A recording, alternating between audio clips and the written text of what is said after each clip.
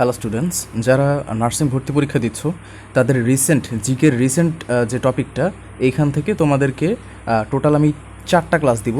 এইটা হইতেছে একটা ক্লাস, আর 3টা ক্লাস আসবে হ্যাঁ তোমাদের পরীক্ষার আগে। তো এই 4টা ক্লাসের মাধ্যমে তোমাদের জিকে পুরোটা কমপ্লিট করে দেওয়া হবে। বিশেষ করে যারা পেইড ব্যাচের স্টুডেন্ট আছো তাদেরকে আমি উদ্দেশ্য করে কথাটা বললাম। আর তোমরা জানো যে তোমাদের যে মডেল টেস্টের ব্যাপারটা 100 টাকায় তোমরা মডেল টেস্ট পাচ্ছ টোটাল 6টা, এবং এতে করে তোমার শেষ সময় যে পরীক্ষা দিয়ে মানে নিজের প্রিপারেশনটা কতটুকু থাকলো সেটা যাচাই করা হয়ে যায়। তো তোমরা যারা চাও তারা আমাকে নিচে দেখানো এখানে নাম্বার দেওয়া থাকবে, নাম্বারে যোগাযোগ করো, তোমাদেরকে দিয়ে দেওয়া হবে ইনশাল্লাহ। এখানে দেখানো হোয়াটসঅ্যাপ নাম্বারে আমার সাথে যোগাযোগ করে তুমি মডেল টেস্টগুলো নিতে পারো। তাহলে চলো আজকের ক্লাস আমরা শুরু করি। তো যেটা বলছিলাম যে তোমাদের রিসেন্ট থেকে পড়তে হবে, হ্যাঁ। তো খেয়াল করো, এখানে আমাদের বাজেট সংক্রান্ত কথাবার্তা পড়তে হবে। এর মধ্যে থেকে সবগুলো পড়ার প্রয়োজন নেই, শুধুমাত্র এইটা পড়তে হবে যে দেখো ফরাসি শব্দ, এই যে বাজেট, এইটা কিন্তু এই যে শব্দটা দেখে রাখবে এবং এটা ফরাসি শব্দ, এটা মাথায় রাখতে হবে। এরপর আমরা একটু দেখি যে বিশ্বের প্রথম বাজেট পেশ করা হয় যুক্তরাজ্যে। হ্যাঁ, যুক্তরাজ্য এবং যুক্তরাষ্ট্র এটা কিন্তু একদম নার্সিংয়ের কাছে একটা খুবই ফেভারিট একটা টপিক, এখান থেকে কোয়েশ্চেন ওনারা করেই। আর মোট বাজেট মানে 2024-এর যেটা মোট বাজেট হচ্ছে এই পরিমাণ, এত কোটি টাকা, এটা একটু মাথায় রাখতে হবে তোমাদেরকে। আর হ্যাঁ, এটার থেকেও বেশি গুরুত্বপূর্ণ হচ্ছে প্রথম বাজেট প্রকাশ করে লর্ড ক্যানিং, ঠিক আছে। আচ্ছা, এরপরে এখানে যেটা দাগ দিয়ে রাখছি, বাংলাদেশের প্রথম বাজেট পেশ করেন তাজউদ্দিন আহমেদ 1972 সালে 30 জন, ওকে। তারপরে প্রথম বাজেটের আকার ছিল 786 কোটি টাকা, এটা হচ্ছে 786, এভাবে মনে রাখবে 786। অনেকে আল্লাহ লেখে না, 786 লিখে, তো এটা হইতেছে সেইটা। তো যাই হোক, আমি ওটার সাথে কিন্তু মিলাইতেছি না। বাংলাদেশের 52তম বাজেট পেশ করেন কে? অর্থমন্ত্রী আহম মোস্তফা কামাল, ঠিক আছে। আচ্ছা, এটা লাগবে না, শেষ পর্যন্ত যে 52তম বাজেট আসছে এটা জাস্ট মাথায় রাখলেই হবে। তো এই পর্যন্ত আমাদের বাজেট সংক্রান্ত কথাবার্তা। আচ্ছা ঠিক আছে, এখন একটু কমেন্ট বক্সে আমাকে একটু জানাও তো এই এমসিকিউটার কী হবে। আমি এমসিকিউটা লিখে দিচ্ছি তোমাদেরকে। এখানে যে 1 নম্বর এমসিকিউ দেখতে পাচ্ছ, সবাই এটার উত্তর করে ফেলো এবং কমেন্ট বক্সে লিখে ফেলো যে বাংলাদেশের প্রথম বাজেট কে প্রকাশ করেন। খুবই গুরুত্বপূর্ণ একটা কোয়েশ্চেন। আচ্ছা ঠিক আছে, এরপর আমাদের মহাপরিকল্পনা 2001 যেটা, 2100 সাল, যেটা আমি ভুল করছি বারবার।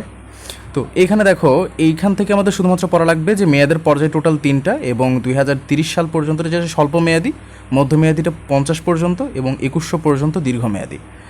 তারপরে দেখো, জাতীয় অর্থনৈতিক পরিষদ দেশের ইতিহাসে সবথেকে উচ্চাকাঙ্ক্ষী ও দীর্ঘমেয়াদী যে পরিকল্পনা গ্রহণ করেছে, বাংলাদেশ বদ্বীপ পরিকল্পনা, সেটা হচ্ছে কিন্তু 2021, মানে এই যে দীর্ঘমেয়াদী যেটা সেটা। তো এই পর্যন্ত আমাদের বদ্বীপ পরিকল্পনা থেকে এর বেশি লাগবে না। আর তারপরে আমাদের মোস্ট ইম্পর্টেন্ট একটা টপিক, যেটা কিনা এবার তোমাদের জন্য খুবই বেশি গুরুত্বপূর্ণ, সেটা হচ্ছে জিআই। এখন জিআই এর মধ্যে থেকে সবথেকে গুরুত্বপূর্ণ যে টপিক, আমি তোমাদেরকে একটু বুঝাই বলি। এর মধ্যে সবথেকে গুরুত্বপূর্ণ লাইন যেটা, সেটা হচ্ছে জিআই পণ্যের নাম, শেষ জিআই পণ্য যেটা, সেটা হচ্ছে জামালপুরের নকশিকাঁথা, ঠিক আছে। তো এইটা হইতেছে, ধরো যে জিআই পণ্য থেকে যদি কোয়েশ্চেন আসে 100%, মধ্যে 70% হবে এইটার ক্রেডিট। এই কোয়েশ্চেনটা হওয়ার সম্ভাবনা 70% আছে।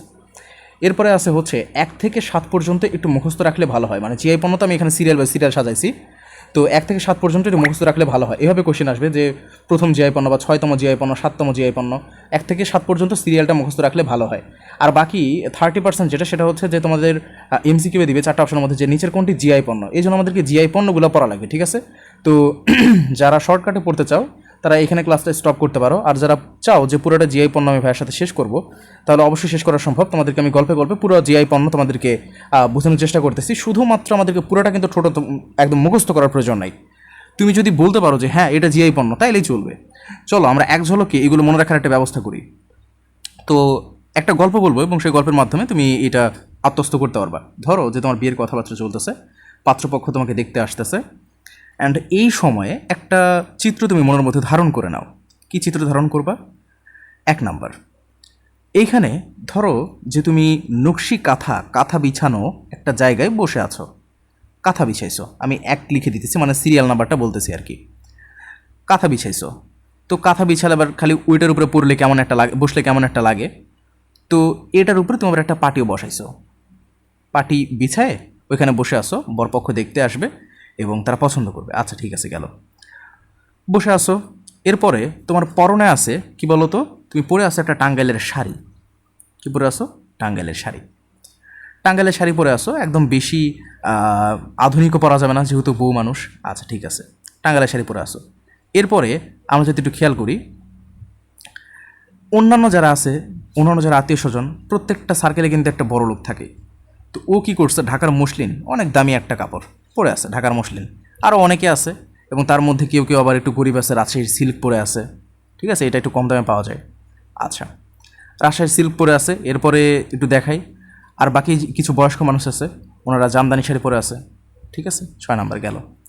এরপরে সবাই সব কিছু দেখছে যে মেয়ে কেমন, হ্যাঁ মেয়ে দেখতেছে, ছেলেরা আসছে মেয়ে দেখতেছে।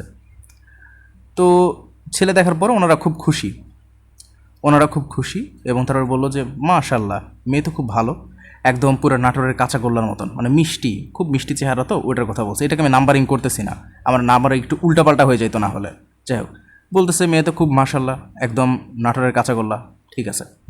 আর মেয়ের সাজ খুবই হালকা, তারপরে মনে হইতেছে খুব রহস্যময়ী সাজ, একদম শতরঞ্জি, মানে 7টা রূপ নিয়ে একদম তৈরি হয়ে গেছে মেয়ে, খুবই ভালো সাজ। আচ্ছা, তো এইসব কথাবার্তা হওয়ার পরে আরও বলতেছে, মেয়ের আরও অনেক প্রশংসা করতেছে যে মাশাল্লাহ মেয়ে তো একদম পুরা নাটোরের কাঁচাগোল্লা, রসগোল্লা, গোপালগঞ্জের মিষ্টি একটা মেয়ে, ঠিক আছে। এরপরে এখন দেখবা যে প্রত্যেকটা সার্কেলে একদম থাকে যে কিছু ঘাড়ধারা টাইপের, ওরা বলতেছে যে মেয়ের কি এখন এরকম রূপ থাকবে না, বাচ্চা কাচ্চা হইলে আবার চেহারা টেহারা খারাপ হয়ে যাবে। এটার উত্তরে একজন বলতেছে যে না না, আমাদের মেয়ে কি আশ্বিনা নাকি, আশ্বিনা মনে হইতেছে যেটা শুধুমাত্র আশ্বিন মাসে থাকে আর অন্য কোনো সময় থাকে না, সেটাকে বলা আশ্বিনা। যেমন যে ফসল শুধুমাত্র আশ্বিন মাসে হয় সেটাকে বলা হয় আশ্বিনা। বলতেছে না না, আমাদের মেয়ে কি আশ্বিনা নাকি, সারা বছরই একদম ন্যাচারাল বিউটি, ঠিক আছে। আর এমন তো না যে আমরা আমাদের মেয়েকে সাদামাটি মাখায় আনছি, বিজয়পুরের সাদামাটি যে মাখায় আনছি, বিষয়টা তো এরকম না, উইদাউট মেকআপ আমাদের মেয়ে এত সুন্দর, ঠিক আছে। আচ্ছা, ঠিক আছে, খুব ভালো কথা। তো ছেলেটা দেখতে আসছে, ছেলে হচ্ছে রাজশাহীর ছেলে। তো যাওয়ার সময় অনেক কিছু নিয়ে গেছে, যেমন রাজশাহী চাঁপাইনবাবগঞ্জে যে ফজলি আম, সেই ফজলি আমটা নিয়ে গেছে, যেহেতু রাজশাহী থেকে গেছে ফজলি আম নিয়ে গেছে। শুধুমাত্র এই আমই না, আরও অনেক আম পাওয়া যায় রাজশাহী, চাঁপাইনবাবগঞ্জ, এগুলো তো সব মানে আমের জায়গা। তো আম নিয়ে গেছে, শুধুমাত্র এটাই না, আরও অনেক জিনিস নিয়ে গেছে। যেমন ধরো, এখানে আমি তোমাদেরকে একটু সময় নিচ্ছি দেখাতে, সিরিয়াল বাই সিরিয়াল লিখতেছি তো। ও হ্যাঁ, ঠিক আছে, অনেক কিছু নিয়ে গেছে। এরপরে তুমি এখন দেখাইতেছো যে এখন খাওয়া দাওয়ার সময়, আচ্ছা আমার নাম্বারিং একটু ভুল হলে একটু ক্ষমা সুন্দর দৃষ্টিতে দেখবা। এখন খাওয়া দাওয়ার সময় ছেলেদেরকে খাবার দেওয়া হইতেছে। তো এই সময় কী কী দিয়ে খাবার দেওয়া হইতেছে একটু দেখো। ইলিশ মাছ দিছে, ইলিশ মাছ দিয়ে খাওয়া দাওয়া, ইলিশ মাছ দিছে। আর এখন ইলিশ মাছ কী দিয়ে খাবে, অবশ্যই ভাত লাগবে। তো ভাতের চালটা কি ছিল, কাঠারি ভোগ চাল দিছে, অনেক মোটামুটি ভালো একটা চাল, কাঠারি ভোগ চালের সাথে ইলিশ মাছ। আর একটা মাত্র মাছের আইটেম করলে কেমন হয়, ওই জন্য আরেকটা মাছের আইটেম করতেছে। এটা হইতেছে যে বাগদা চিংড়ি, মাছের মধ্যে চিংড়ি মাছটা একটু দামি আছে কিন্তু অন্যগুলো থেকে, রুই হোক কাতলা হোক যাই হোক, বাগদা চিংড়িটা একটু দামি আছে। তো এটাকে 14.1 করলাম, হ্যাঁ বেশি নাম্বারিং করতেছি না, 14 পরে এটা। তো বাগদা চিংড়ি আছে, একটু ভালো করে মাথায় রাখো। আচ্ছা, আমার নাম্বারিংটা উল্টাপাল্টা হইলেও এই সবগুলো যদি পড়া হয়ে থাকে সেটা আমাদের জন্য অনেক, হ্যাঁ নাম্বারিংটা উল্টাপাল্টা হলে এটা কোনো সমস্যা নেই। আমি জাস্ট নামগুলা, আমি তো বলতেছি একদম সিরিয়াল বাই সিরিয়াল, তোমাকে হাতে গুনে 31টা বলা লাগবে না, তুমি জাস্ট চিনতে পারলে হইলো যে হ্যাঁ এটা জিআই পণ্য। আচ্ছা ঠিক আছে, মাছ বাগদা চিংড়ি, ওকে, বাগদা চিংড়িতে খাওয়া দাওয়া করা হয়েছে। এরপরে খাওয়া দাওয়া শেষ, এখন একটু মিষ্টি আইটেমের দরকার। খাওয়া দাওয়া শেষে দইয়ের ব্যবস্থা ছিল, বগুড়ার দই কিন্তু অনেক ভালো। তো বগুড়ার দইয়ের ব্যবস্থা ছিল। খাওয়া দাওয়া শেষ, এইবারে মিষ্টি টিষ্টি মোটামুটি খাইছি। এবার রাজশাহীর মিষ্টি পানটা দিছে, যারা শালিরা ছিল তোমরা জানো যে শালিরা পান গুছায় দেয়, তো দিতেছে মিষ্টি পান দিতেছে, জামাইকে মিষ্টি পান দিতেছে। তো এরা যে আসছে, এতক্ষণ যে দেখছে, মেয়ে যে দেখছে, এতক্ষণ আগরবাতি চলতেছিল, আর আগরবাতির অনেক ধোঁয়া ছিল, এই জন্য ছেলের মুখটা দেখতে পারে নাই, শুধুমাত্র মেয়েকে নিয়ে আলোচনা করতেছে। ছেলে যে কেমন এড়ে আর কেউ বলতেছে না। এইবার আগরবাতি জ্বলতেছিল, ধোঁয়াতে দেখতে পারে নাই, এখন আগরবাতির এটা কমে গেছে।